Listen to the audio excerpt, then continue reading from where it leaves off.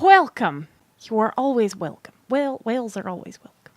I don't know where that thought came from. I just wanted to share. Hello, my friends, and welcome to my channel. I'm Jeanette Andromeda, and this is me trying to draw a piece of digital artwork again. It's the Draw This Again challenge. So, back in the day, I had no idea how to use Photoshop, and back in the day was not... I guess it was a while ago. But back in college, when I first started using Photoshop, I was not very good at it. So today, I wanted to redraw one of the pieces I actually liked that I did in college, and try it again now that I have some new digital art gear, which I will tell you all about during the video. Today, I wanted to talk about digital art and my journey as a digital artist, but mostly I wanted to talk about how much easier it's gonna be now that I have the right equipment. So when I first started doing digital art, things like this, all I had was a mouse and the Photoshop that I got from school, which was free. So, hooray for student discounts! And then after I was doing digital art for a little while, felt like I really was, even though it was difficult for me, enjoying it and wanted to make more digital art illustrations, I upgraded to this. This is a Wacom Intuos Pen and Touch Small pen tablet, and this has served me really, really well. It was definitely a step up from just using a mouse. It was a lot easier to draw what I wanted to on the screen with this because there was a pen. But I still had a major problem here. You can't look at what you're drawing. Like it's just a... That disconnect was really hard for me. I could not get past the pen's doing a thing down here. Your face is looking over there at the artwork. So even though I have now done book covers and tons of illustrations for podcasts and things and been paid for my digital art, it was still really difficult. So a lot of the time, if I needed to get something done fast, I would draw it out by hand, scan it into my computer, then trace the line art, and then do all of the coloring digitally, which is what I've been doing for a long time. But now I have something new, which is the Wacom Mobile Studio Pro 16-inch, which I am very excited about, and I will share it with you. This is the Wacom Mobile Studio Pro 16-inch, and it's like the size of a boombox, and I look super cool holding this up like this. I'm very excited to work with this because I can actually draw on the screen instead of... I think this is going to solve a lot of the problems I was having while creating digital art, which was the fact that I needed to see what I was drawing directly below my pen, because I come to digital art from a traditional art background. For example, here's the digital art when I made my first year of college. Here's a painting I made the first year of college. Yeah, there's a big difference there, isn't there? But it did not deter me. I really wanted to get better at this program, so I did. Review time. So right now, I feel like this is more of a first impressions video because I have not gotten the handle of how this tablet works right now, because there's certain things that are very much like an iPad where you pinch to zoom and things like that, but you can turn off or on the touch capabilities. The pen itself, oh, I've never known the amount of pressure sensitivity that was possible. It feels so much like drawing on paper, just so much more precise, and it's delicious. I'm really enjoying this. But I will say I have a long way to go before I am creating digital art the way I want to be.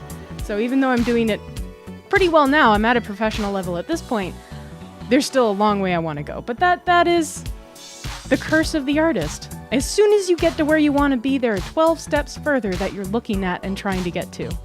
It's just how we do. So yeah. So thank you guys for joining me today. This was me trying to draw this again. So here's where I started.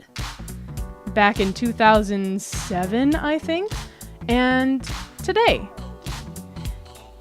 Yeah, there's a huge difference in my ability to create a better composition, in my colors, in my actual technical skills, with Photoshop. I think I've improved a lot. I still have a long way to go before I get to the skill level that I want to be and the comfort level that I want to be. The next step for me as a digital artist is definitely to practice.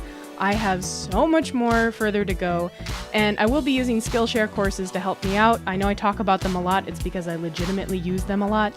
And I heard/saw that Chloe Rose Art has a digital art course on Skillshare. So I think that's the next thing I'm going to take and learn from her, how to make digital art a little bit better. I'll be looking for some more courses. If you guys have any recommendations, I'm open. I definitely want to learn more and improve more on what I can do with Photoshop. So maybe a year from now, I will try this again, and see how far I've gotten. So thank you guys so much for watching, and I'm going to read some questions, actually answers to my question from the end of the last video, and the question was, what's your favorite smell? So I wanted to share some of that, and then I'll ask the end of the question of the week, and then I will see you next week. So, questions/answers. I need to look at my community tab. That's where I can see all your loverly comments. Alright, here's one from Ryan Anderson. Favorite smell? I'll go with Texas toast. The garlic and butter is the best to me, followed by the smell of a new sketchbook. Here's one I really enjoyed from Elliot Lewis. Lilius. I'm adding so many syllables. I'm so sorry, Elliot. Favorite smell? I've recently found out that I really enjoy the smell of stairwells for apartment buildings. ? I have no idea why. I found out because my partner's building smell reminded me of my grandmother's apartment building smells, which reminded me of something else from my childhood, I think.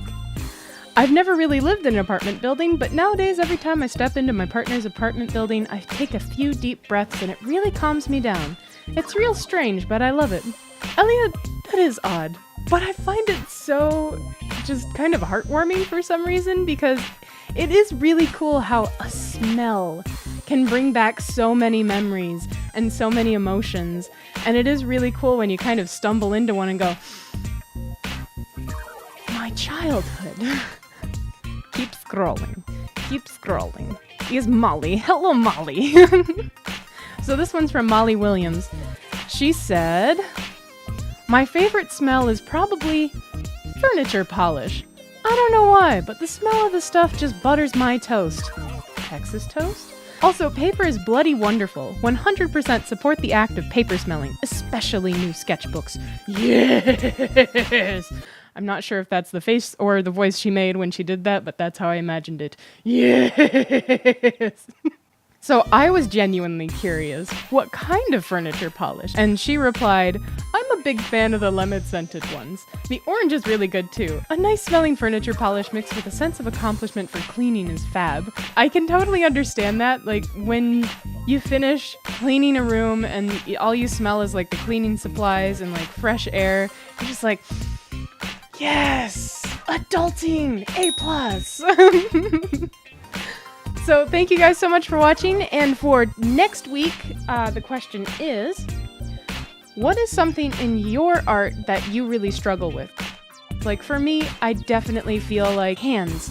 Hands are really hard to draw, especially for shortened ones. What in your art do you struggle the most with? I'm very curious, and hey, maybe I can make some videos to help you guys out. Thank you guys so much for watching, and I'll see y'all later. Bye! That was a simply nailogical outro. How about this? Love you guys. Thank you so much for watching. Bye! I'm not hyper, you're hyper. Yeah! It's not me, it's totally you. What? I'm not panicked. You're actually, I hope you're not panicked. I hope you're very relaxed and entertained. That's more my goal. I don't really want to make you panicked. Panic is not a good emotion.